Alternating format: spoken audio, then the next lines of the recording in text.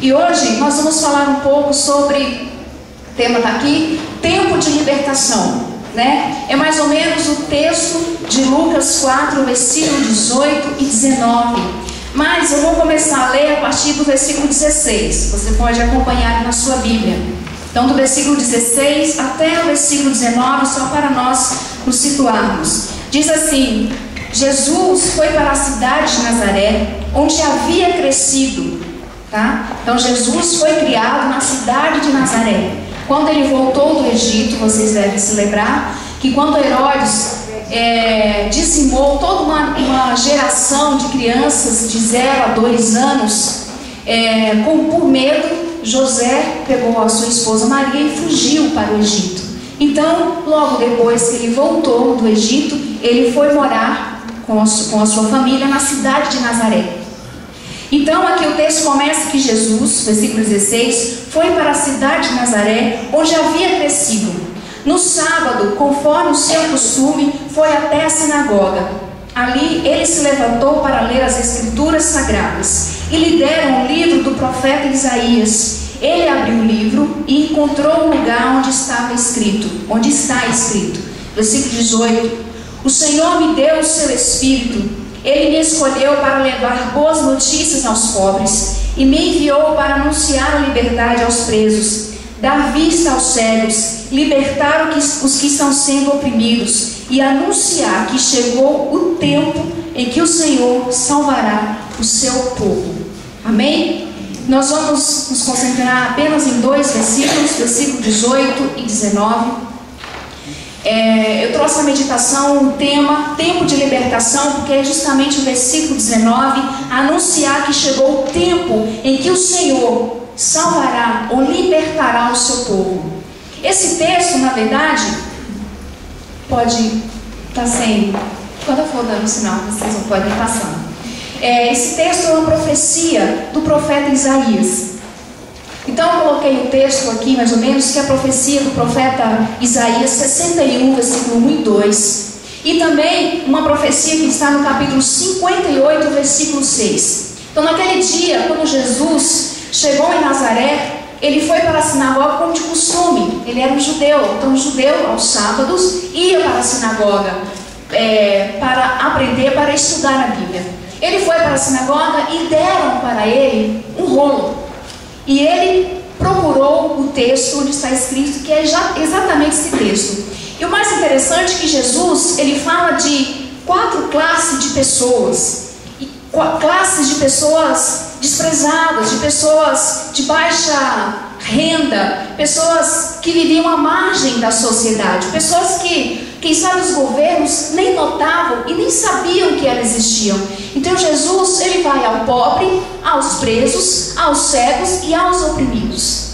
Essa é a mensagem que está em Isaías 61, versículo 1 e 2, e também capítulo 58, versículo 6. E que Jesus abre naquele dia e ele encerra a leitura dizendo que este é o tempo em que o Senhor salvará o seu povo. Então, se você continuar lendo o texto, diz que ele sentou e começou a explicar. Então era um costume de toda pessoa que ia ler o texto de se colocar de pé. Ele se colocou de pé, leu o texto e sentou para explicar. E aí Jesus começa a explicar esse texto. E o mais interessante é que Jesus, ele começa dizendo no versículo 18, assim: o Senhor me deu o seu Espírito. Pode passar. O Senhor me deu o seu Espírito. Nesse versículo, apenas nessa frase, nós entendemos que Jesus, ele fala da sua capacitação. Jesus, ele foi capacitado naquele momento ao dizer que ele recebeu o Espírito, mas ele é Senhor, ele é Deus, ele era Deus em forma humana, mas ele não descartou a unção, a cobertura espiritual da terceira pessoa da Trindade sobre a sua vida para cumprir uma missão. Então naquele momento Jesus, ele disse que o Espírito do Senhor estava sobre ele. Algumas traduções dizem que o Senhor me ungiu, que é a mesma coisa. Por quê? Se nós vemos em 1 Samuel, no capítulo 16, fala que quando Samuel ele sai à procura do próximo rei de Israel, era um costume no Antigo Testamento a unção com óleo. Os homens ungiam com óleo alguém que tinha uma missão importante para cumprir. Pode colocar o slide todo, porque eu não vou ficar lembrando para passar. Pode passar até o final. Isso. O homem ungia com óleo aquela pessoa que tinha uma tarefa importante para executar. Vocês lembram que Samuel, ele ungiu Saul a rei e ungiu também Davi ao rei. Mas todo profeta, quando ele recebia de Deus uma missão, ele era ungido com óleo. Se vocês lerem o Salmo 23, ela fala: unja a minha cabeça com óleo e seu cálice transborde. Isso é a unção de Deus sobre a vida dessa pessoa para exercer uma função importante. Ele recebia naquele momento a capacitação de Deus. Mas o Senhor está dizendo que ele não recebeu a unção com óleo. Quem unge com óleo é o homem, mas Deus, ele unge com o seu Espírito. E ele derramou sobre Jesus, assim que ele foi em direção a João Batista para ser batizado, que o Espírito Santo desceu do céu e pousou sobre Jesus. Naquele momento, ele recebeu a unção do Espírito de Deus para então seguir em direção à missão que ele tinha. Isso quer dizer que todos nós, quando recebemos uma missão, ou quando temos uma missão para cumprir, nós precisamos dessa cobertura espiritual de Deus. Sem ela, é impossível cumprir alguma missão de Deus na nossa vida. Nós podemos tentar fazer, faremos coisas de nós mesmos, mas a autoridade vem de Deus. Amém? E nesse momento, Jesus, ele recebe. O Senhor unge com o seu Espírito. Então, ele é ungido, ele é o Messias. A palavra Messias, né, é o Cristo. É aquele que veio de Deus, ungido de Deus. E quando Jesus está com seus discípulos, ele pergunta assim: quem que esse povo diz que eu sou? Ele perguntando para os discípulos. Aí alguns falam assim: uns dizem que você é um profeta, que você é Elias, que você é fulano ou fulano de tal. E Jesus diz assim: mas vocês? Que vocês dizem que eu sou? Então Pedro se levanta e diz: tu és o Cristo, o Filho de Deus. Então naquele momento Pedro estava reconhecendo que Jesus era aquele que havia de vir. E o mais interessante é que quem faz essa declaração também, duas pessoas fazem essa declaração no Novo Testamento. Uma é Pedro e a outra declaração, essa mesma declaração, é Marta. Lá em João, quando ela vai em direção a Jesus e fala: Senhor, se tu estivesse aqui, meu irmão não teria morrido. E Jesus fala para ela assim: Marta, eu sou a ressurreição e a vida. E ela diz assim: Senhor, eu sei que tu és ungido, eu sei que tu és o Cristo, eu sei que tu és o Messias, o ungido de Deus. Então essas duas pessoas fazem essa declaração dizendo que ele é aquele que havia de vir, que viria para tirar o Cordeiro de Deus, para tirar o pecado do mundo. Então ele recebeu a capacitação, a unção de Deus para fazer alguma coisa, para uma missão. E essa cobertura espiritual que Jesus recebeu para desempenhar a missão que ele recebeu do Pai, que era pregar o tempo de salvação. E Jesus vai em direção a quem? Aos pobres, aos presos, aos cegos e aos oprimidos. E onde o rico fica nessa história? Não está aí. Não tem rico, não tem médico, não tem doutor, não tem gente saudável, não tem. Tem pobre, preso, cego e oprimido. Essas são as classes em que Jesus vai em direção ao seu evangelho. Mas não significa que os ricos estão excluídos do reino de Deus. Não é isso, eles também têm a salvação. Mas o interessante é que quando Jesus vai a essas classes, é porque na época essas pessoas, elas não tinham vez na sociedade, tá? E nós vamos entender por que essas pessoas, elas não eram notadas, elas não eram importantes, elas não tinham nenhum valor para os governantes, porque elas não contribuíam, elas não tinham posses. Então, de certa forma, elas não tinham influência na sociedade. Mas Jesus vem para pregar a essas pessoas. E a primeira coisa que Jesus fala, começando no versículo 18, ele me ungiu para levar boas notícias.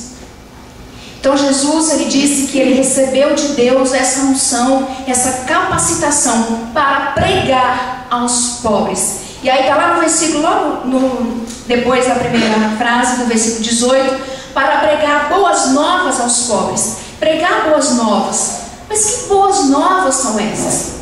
Quais são essas boas notícias? O que Jesus trouxe de boa notícia para esse povo? E agora especificamente para o pobre. Que notícia que ele trouxe? Porque a mensagem de Jesus é uma mensagem de cura, é uma mensagem de libertação, é uma mensagem de restauração. E essa classe, como era uma classe desprezada, que vivia à margem da sociedade, então Jesus vem trazer uma notícia para essas pessoas. Olha, existe salvação, existe cura, existe restauração, existe libertação. E essas pessoas que viviam à margem da sociedade, elas começam a ver que alguma coisa de diferente está acontecendo no meio daquele povo, no meio daquela nação naquele momento. Alguém estava preocupado em ouvi-las.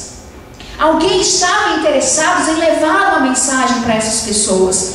E o mais interessante é que as pessoas que se aproximam de Jesus para ouvir os seus ensinos, sem questionamento, recebendo a mensagem de bom coração, de coração aberto, são essas pessoas, são os pobres. Um rico, quando se aproxima, um fariseu, quando se aproxima, ele sempre encosta em Jesus, ele sempre observa Jesus com más intenções, ele sempre observa Jesus um pé meio atrás. Peraí, o que esse homem está falando? Peraí, mas ele está colhendo espigas no sábado? Mas a lei diz que a gente não pode colher espigas no sábado. Peraí, ele está curando no sábado, mas a lei diz que a gente não pode colher no sábado. Então eles se aproximavam de Jesus sempre com o pé atrás, sempre questionando, sempre indo além, sempre questionando a atitude de Jesus. E o pobre, quando ia até Jesus, ele ia com sede, ele ia com vontade, ele ia com o coração aberto, ele dizia assim: eu não tenho nada a perder mesmo, então é isso que eu quero para a minha vida. Por quê? Ele entendeu que uma mensagem de esperança estava sendo pregada. O pobre não tinha vez na sociedade. Então, sim, o pobre não tinha esperança, não tinha dignidade, não tinha orientação. Pode colocar um slide todo. Não tinha orientação, não tinha, como podemos dizer, uma riqueza interna. Então, quando Jesus, ele olha lá em Marcos 9, versículo 36, fala que quando Jesus, ele estava no barco, e ele desceu do barco, e ele olhou para aquela multidão, e ele teve compaixão dela, porque aquela multidão estava como ovelha sem pastor. Como que é uma ovelha sem pastor? Você consegue imaginar na sua cabeça a figura de um rebanho sem pastor? Eu sei que hoje ainda tem gente no nosso meio que não sabe nem o que é galinha, sabe o que é frango, porque come de vez em quando em casa, quando a mãe sabe. Ovelha, nem se fala isso. O que é ovelha? Que raio de bicho que é esse? Vai lá na internet, coloca assim, ovelha. Aí você, não coloca em pesquisas, coloca em imagem, tá? Coloca em imagem no Google para você ver o que é uma ovelha. Então tem gente que não sabe o que é. É impressionante, mas tem mesmo. Mas aí, como que é um rebanho sem um pastor? O que Jesus estava querendo dizer? Que esse povo era uma ovelha sem pastor. Eram pessoas que não tinham cuidado. Eram pessoas que não tinha ninguém para protegê-las. A função do pastor era cuidar e proteger o rebanho dos perigos, né? Dos lobos, obrigada. Deu branco.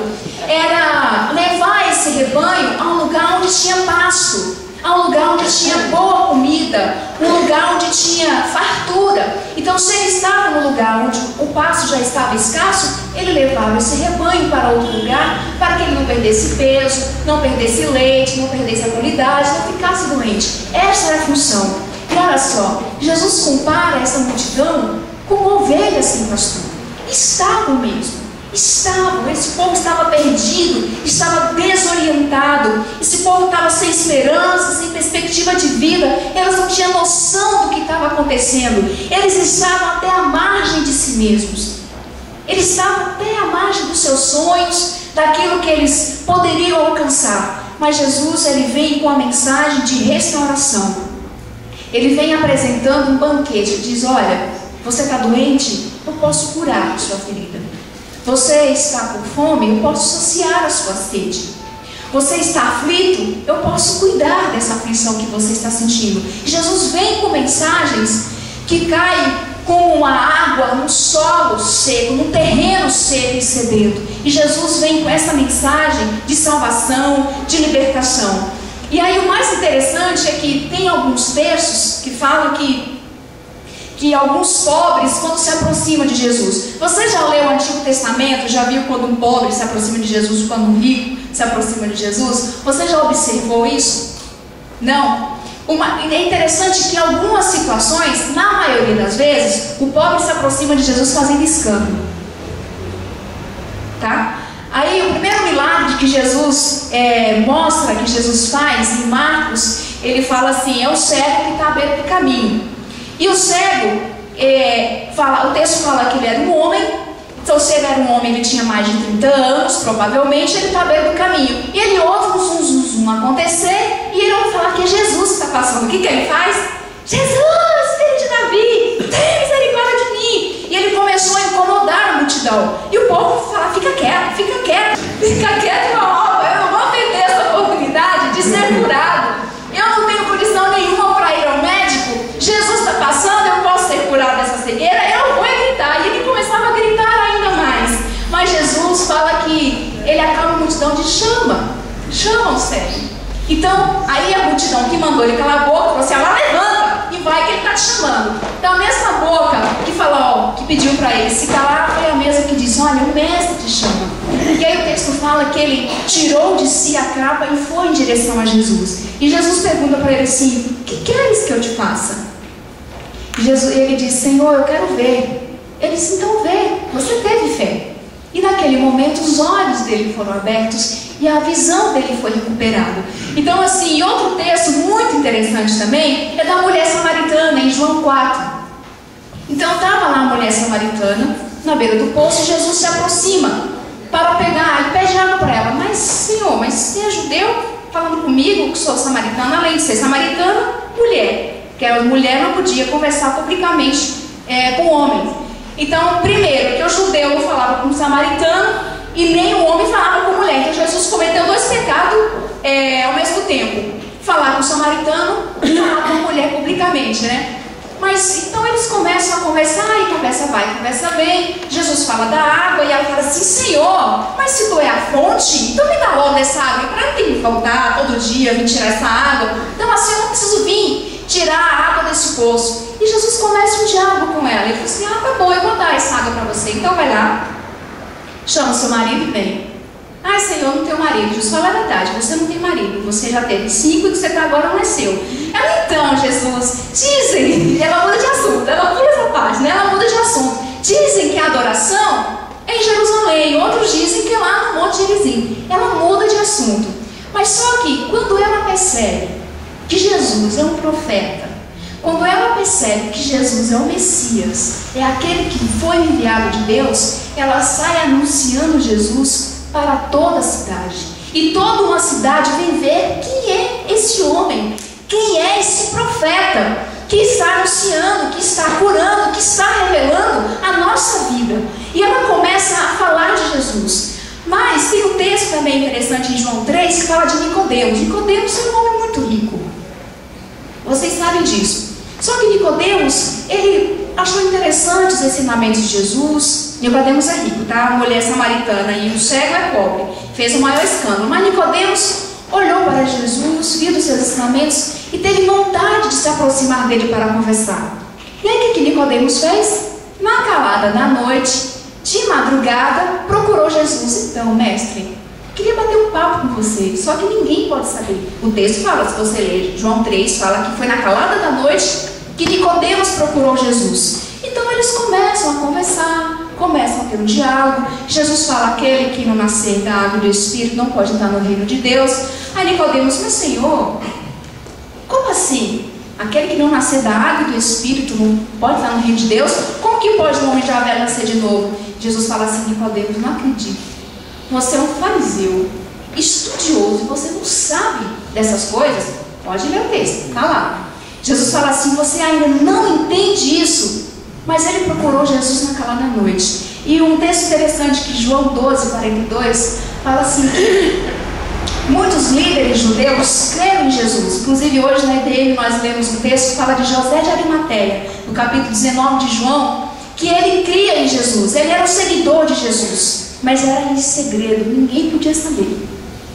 Porque se alguém soubesse que esses líderes judeus seguiam a Jesus, eles eram expulsos da sinagoga. E João 12:43 fala assim: e eles preferiam ser elogiados pelos homens do que a aprovação de Deus. Então eles não queriam que ninguém soubesse, era caladinho, tudo oculto, ninguém podia saber que eles seguiam a Jesus. Mas o pobre escancarava a boca mesmo e dizia: eita, o Filho de Deus, Jesus, tem misericórdia de mim. E ele expunha tudo aquilo que estava no seu coração. Mas olha, não é por ser pobre que a pessoa tem facilidade de se chegar a Deus. Teve muitas pessoas ricas, né, que também se aproximaram de Deus. Mas tem uma pobreza, tem pobre economicamente falando, que é muito rico, internamente falando.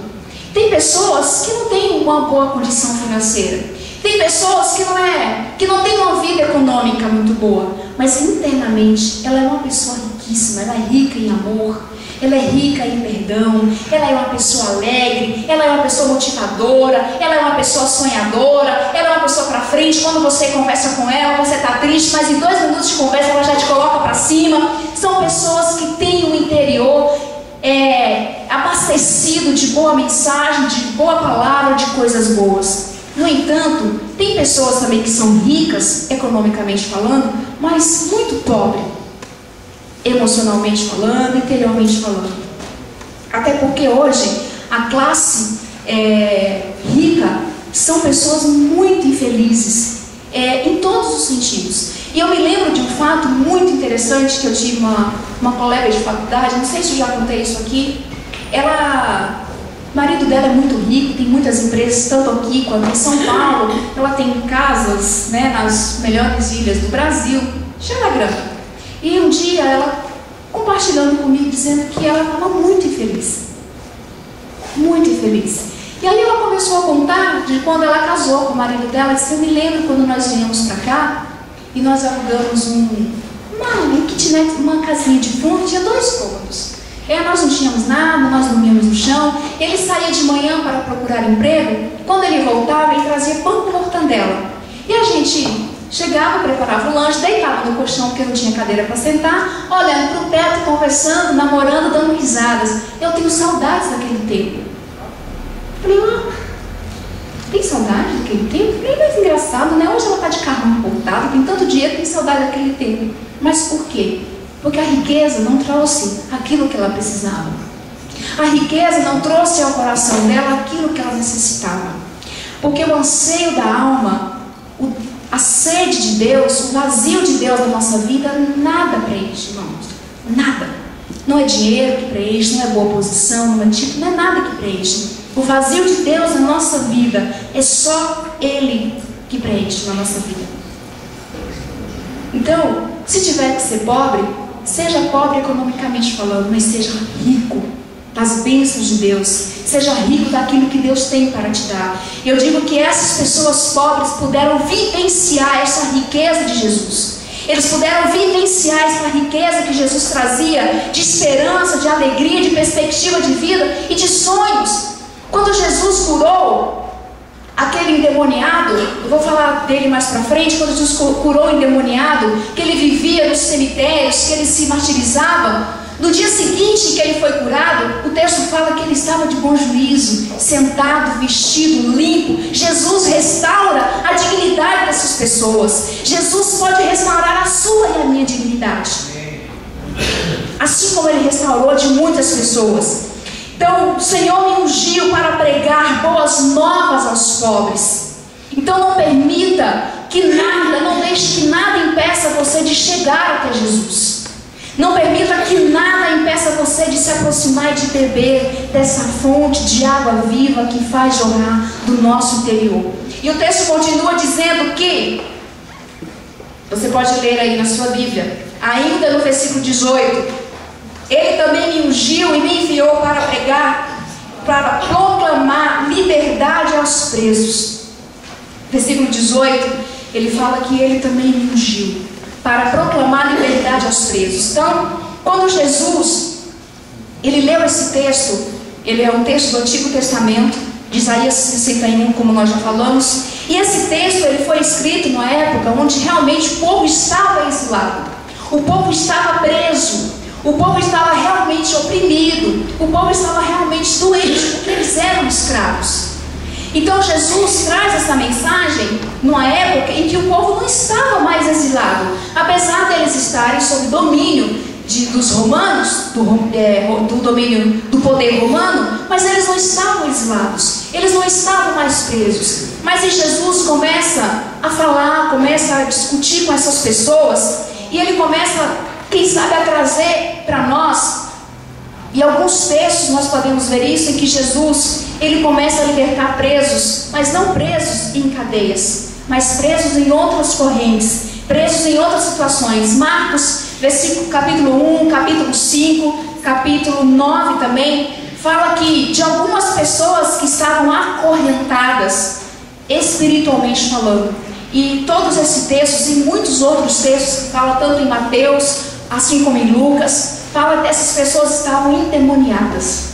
Então, se você ler o texto de Marcos 5, especificamente, que é daquele endemoniado que eu falei, que ele não tinha vida social, ele não tinha família, ele vivia acorrentado, e algumas vezes o demônio, a legião era tão pesada e tão resistente que quebravam as correntes, e ele ia para os cemitérios, ia para os túmulos, ele se martirizava, ele se machucava o tempo todo, e essas pessoas não tinham liberdade. Elas não estavam presas em quatro paredes, em grades, mas elas estavam presas espiritualmente falando. Essas pessoas, elas não tinham vida.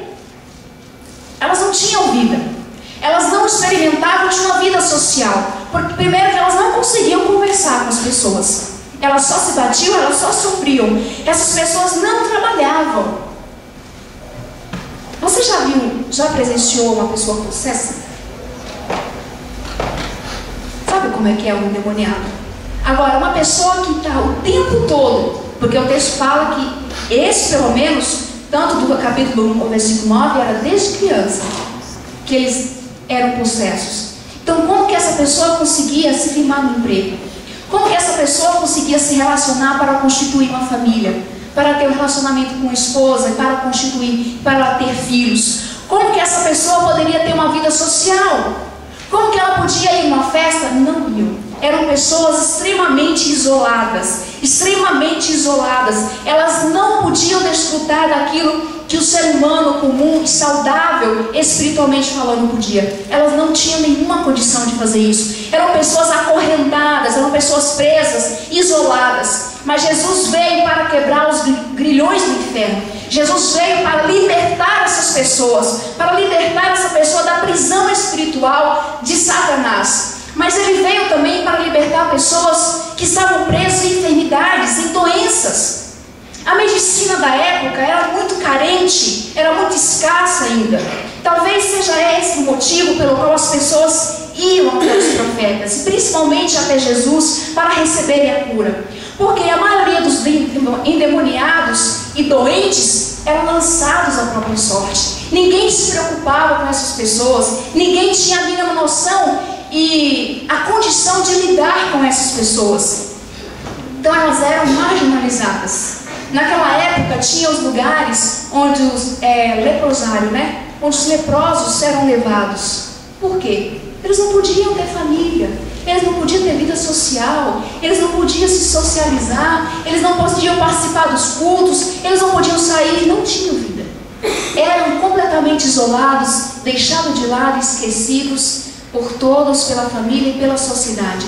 Mas Jesus, ele vem para libertar essas pessoas. Jesus vem para libertar essas pessoas das prisões, das correntes espirituais, das condições físicas, das correntes físicas também. Se você ler Lucas, capítulo 8, a partir do versículo 34, ele vai falar da mulher do fluxo de sangue. Vocês lembram quantos anos aquela mulher estava presa naquela doença, na condição física dela? Mais de 12 anos. E o texto de Marcos traz uma informação interessante que diz que ela gastou tudo que tinha com os médicos, mas nenhum médico conseguiu curá-la. Pelo contrário, a fez sofrer ainda mais. E o que ela fez? Ela vai por trás da multidão, toca em Jesus e é curada imediatamente. E tantas outras doenças que Jesus cura, tantas outras enfermidades. Mas tem também a corrente emocional. Quantas vezes nós estamos presos a problemas emocionais, questões emocionais e psicológicas, mas Jesus também veio para nos libertar dessas correntes emocionais. Não só espiritualmente falando, mas falando também fisicamente, emocionalmente, psicologicamente, que Jesus, Ele não vem para salvar a nossa alma, Ele vem para nos alcançar como pessoa, como um todo. Jesus salva-nos para uma vida eterna com Ele, mas Ele salva o nosso trabalho, Ele salva a nossa mente, Ele liberta a nossa mente, Ele nos liberta de vícios, Ele nos liberta emocionalmente. Se a pessoa tem dificuldade de perdoar, a partir daquele momento ela começa a perdoar. Então Jesus, Ele vem com o seu Evangelho, Ele vai entrando na nossa vida, Ele vai entrando em todas as áreas. E o Evangelho, essa mensagem de boas novas, ela vai entrando em nós, vai nos limpando, vai nos lavando. Amém, queridos? Essa é a mensagem de Deus para nós, e vai nos libertando de prisões. Mas olha, quando Jesus vem para libertar essas pessoas, quando Jesus vem para se encontrar com essas pessoas, é mais ou menos, Esther, como se Ele viesse em direção a essas pessoas com alvará de soltura. Ele diz: olha, a partir de hoje vocês estão livres, vocês estão libertos, você não precisa ser mais endemoniado, porque Ele repreende os demônios e manda embora, e a pessoa se recupera. Ela pode ter família, ela pode se reconstituir na sociedade, ela pode reconstruir os relacionamentos. Se você está doente, olha, eu te curo. Tem 15 anos, está doente, não tem problema. Ele liberta o nosso físico, mas Ele liberta também a nossa alma, Ele liberta também o nosso interior. Quantas feridas emocionais nós não passamos, quantos traumas nós não tivemos no passado, que nós levamos anos para ser liberto disso, mas nunca conseguimos nos libertar de traumas. Mas em Cristo você pode ter certeza, Ele nos liberta de traumas. Pode ter certeza disso.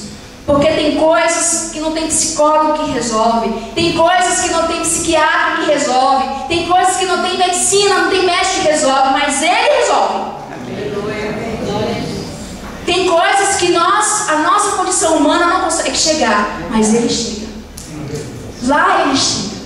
Então, muito mais do que um alvará de soltura, Ele diz: olha, eu te liberto, agora seja livre. Seja livre. E essa mensagem vem de encontro conosco também, queridos. Eu preciso correr porque o tempo está voando. Seguindo o texto, ele diz que eu vim para dar vista aos cegos. Ele veio dar visão aos cegos também. O versículo 18, tudo isso está apenas no versículo 18. Cego, coxo, doente, pobre, são classes descriminalizadas, são classes marginalizadas, sem proteção, sem cuidado, pessoas que não têm um olhar social. O Altildes não estava lá para cuidar dessas pessoas, né, Altildes? A Altildes não estava nessa época, não tinha assistente social para cuidar dessas pessoas, não tinha um advogado para defender essas pessoas, não tinha psicólogo para fazer terapia nessa pessoa, mas tinha Jesus. Amém. Isso que é o mais importante. Amém? Nós temos todas essas pessoas no nosso meio, mas nenhum de nós somos superiores a Jesus. E Ele veio para nos dar aquilo que homem nenhum pode nos dar. E Ele veio para dar vista aos cegos. Como eu falei do cego Bartimeu, é o cego mais famoso do Antigo Testamento. Eu gosto muito do texto do Bartimeu, que ele estava sentado, foi o texto que eu falei antes, e ele começa a gritar, mas você tem Mateus 9, Mateus 12, João 9 e tantos outros textos de cegos que foram curados por Jesus. Mas olha, deixa eu dizer uma coisa para vocês. Existia uma cegueira que incomodava muito mais Jesus do que a cegueira física. Era a cegueira espiritual. E essa Jesus combate ferrenhamente. Jesus não admitia essa cegueira espiritual. Ele curava o cego fisicamente falando, mas Ele falava aquelas pessoas espiritualmente cegas, mas elas resistiam a essa mensagem de Jesus. E aí você sabe como que Jesus chama os fariseus? Jesus chama os fariseus de guias cegos. Fala, vocês são guias cegos. E quem seguir vocês vai cair no buraco junto com você. Está no texto. Ele chama os fariseus também de quem mais? Além de guias cegos, João chama de ninhada de cobras, né? Raça de víboras. E Jesus chama eles de sepulcaiados. Só nome bonito. Guia cego, sepulcaiado, ninhada de cobra. Só nome maravilhoso. Mas olha, por quê? Eles estavam cegos pela própria religião. Eles seguiam a lei à risca, eram tão religiosos que a sua tradição cegava a visão espiritual deles. Eles não conseguiam aceitar aquele que era o prometido de Deus, que foi Jesus. Existe uma cegueira espiritual que nós precisamos ter cuidado. Diz que o pior cego é aquele que não quer ver, e é verdade. Tem muita gente que está enxergando fisicamente falando, mas tem muita gente cega espiritualmente falando, muita gente cega emocionalmente falando. Tem um texto que fala em 2 Pedro, você pode até abrir na sua Bíblia, só para você acompanhando, 2 Pedro, versículo 1, a partir do versículo 5, ele começa a falar, olha, vocês devem buscar a fé, vocês devem buscar a perseverança, vocês devem buscar o amor, vocês devem buscar a fraternidade, vocês devem buscar a comunhão, para que vocês não voltem a cair nos seus pecados antigos, para que vocês não venham a cometer as mesmas coisas, para que vocês não venham ser cegos espiritualmente falando. E Paulo também fala em 2 Coríntios 4,4 que o Deus deste século cegou a nossa mente. Queridos, eu desejo muito que a sua mente não esteja enganada, que a sua mente não esteja cauterizada pelo Deus desse século, mas eu quero que você tenha a visão espiritual. E Deus, Jesus pode nos dar essa visão espiritual. Se Jesus certamente viesse nos tempos de hoje, Ele operaria outros milagres. E talvez o maior deles seria abrir a nossa visão espiritual. Porque hoje a nossa medicina está muito avançada. Hoje nós temos muitos recursos. Hoje nós temos a tecnologia que não tinha naquela época. Então Jesus certamente ia nos libertar do vício da internet. Certamente Jesus ia nos libertar das drogas. Certamente Ele nos libertaria da televisão. Horas e horas que nós gastamos na frente da televisão. É bom assistir mesmo. Tem que assistir algumas coisas. Se você disser para mim que você passa mais de 1 hora na frente da televisão, eu posso dizer que já está errado. Porque um telejornal dura em média quanto tempo? 40 minutos? 45 minutos? Aí você tem que assistir, mas com que olhar? Olha, se você está vendo que a Síria está em guerra, você assiste o jornal e olha para aquelas pessoas que estão morrendo na guerra. Se você está assistindo o jornal e viu que o filho foi assassinado pelo pai, você vai orar e pedir para Deus ter misericórdia daquela família. Se você está assistindo e viu que seu time ganhou, você vai vibrar pela vitória do time, mas vai também interceder por aquele que está batendo a cabeça na parede porque o time dele perdeu. Fala, Deus, tem misericórdia dessa pessoa, consola ele, porque na próxima, quem sabe, o time não vai para a segundona. Isso eu sei, tudo isso que eu sei de futebol, tá? Primeira e segunda. Primeira quando você sai, a segunda para dar velocidade no carro. É isso que eu sei de time de futebol, não tem mais nada disso. Então você tem que olhar com olhos espirituais.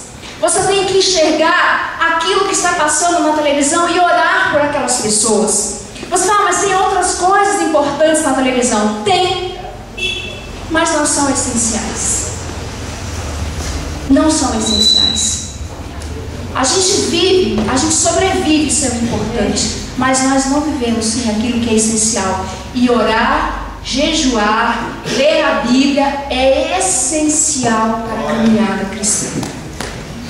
Então, se você tem 1 hora livre no dia, tire essa 1 hora para orar e estudar a palavra. Deixa a televisão de lado, deixa a internet de lado, deixa o Facebook, o Twitter, sei lá mais de lado, deixe, Mas olha, se socialize com Deus, se relacione com Deus, interceda pela sua família, interceda. Tem gente que está sofrendo demais, mas não sai da frente da televisão, não sai da frente da internet, não faz uma coisa, não consegue ler um capítulo da Bíblia por dia. Querido, você quer abrir a sua visão espiritual se você não ora, se você não jejua, se você não lê a Bíblia? Não vai conseguir, nunca. Não vai conseguir. Se você quer ter visão espiritual, então pense uma coisa, você tem que orar, jejuar e ler a palavra de Deus. Porque são essas coisas que te darão visão espiritual, que vai tirar toda a sua cegueira, toda a minha cegueira espiritual.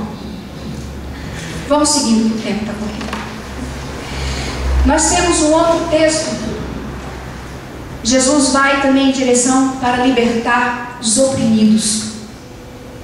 Eu vim para pregar boas notícias aos pobres.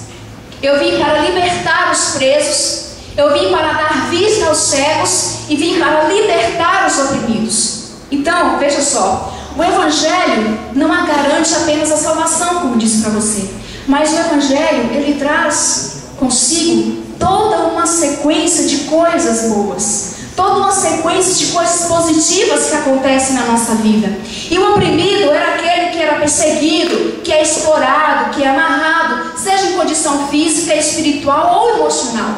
Então todas essas pessoas que de certa forma estavam sendo oprimidas, perseguidas, impedidas de seguir adiante, seja no sentido físico, espiritual ou psicológico. Então Jesus veio trazendo uma mensagem para essas pessoas também. Porque ele disse que ele veio para dar vida, vida abundante. Ele veio para nos dar vida. Ele veio para nos dar essa vida que nós não conseguimos ter. João 10:10, ele fala que eu vim para que tenham vida e a tenham em abundância. Mas como que é essa vida abundante? Você quer abrir a sua Bíblia em João 10? João 10, versículo 10.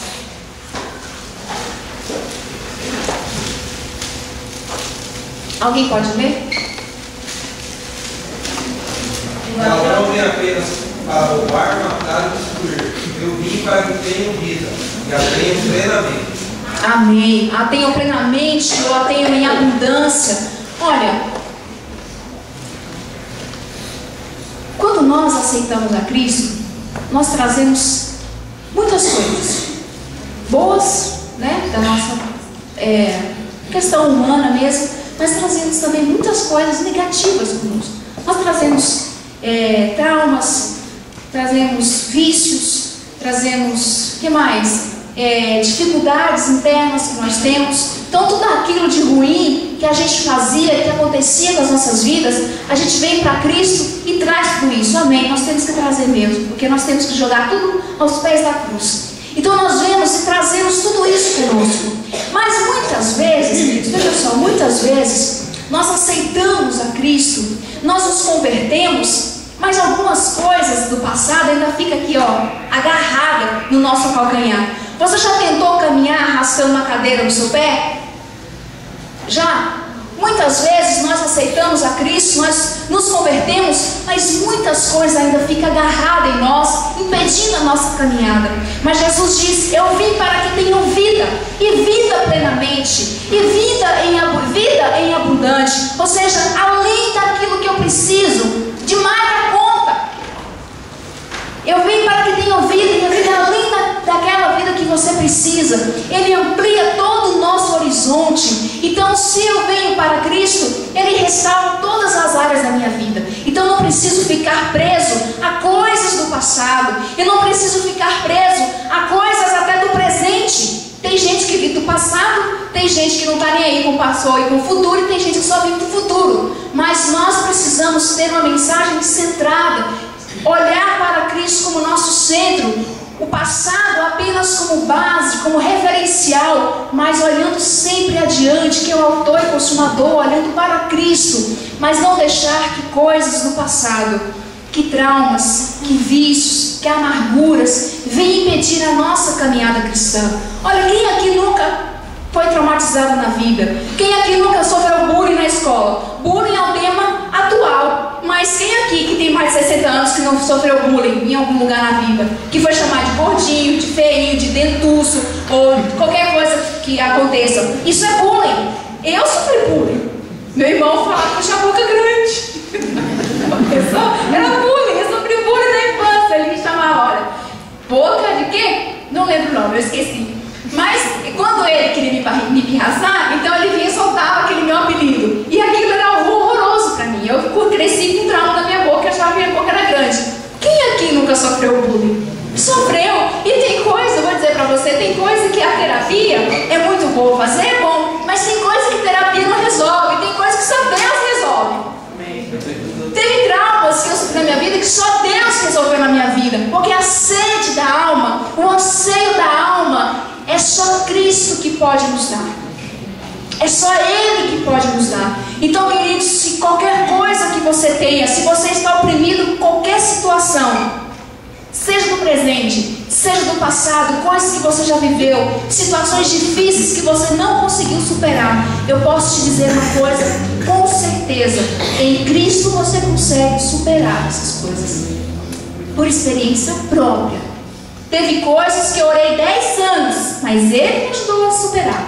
Não consegui resolver em nenhum outro lugar, mas Ele me deu graça e Ele me fez levantar e seguir adiante. Tinha coisas que me oprimia, coisas da minha infância que me oprimia, eu não conseguia avançar, mas em Cristo, lá no pé da cruz, eu consegui resolver esses problemas. Porque quando a gente precisa, quem necessita não fica filosofando, quem necessita não fica questionando, quem necessita se humilha, diga: Deus, estou aqui, eu preciso. E Ele então estende a sua mão bondosa e cura. Você lembra da mulher cananeia? Da mulher cirofenícia lá de Marcos, não sei se é Marcos 5. Então quando ela vê Jesus, ela sai correndo ao encontro de Jesus: Senhor, cura a minha filha que está endemoniada. Jesus não deu nem a mínima para ela.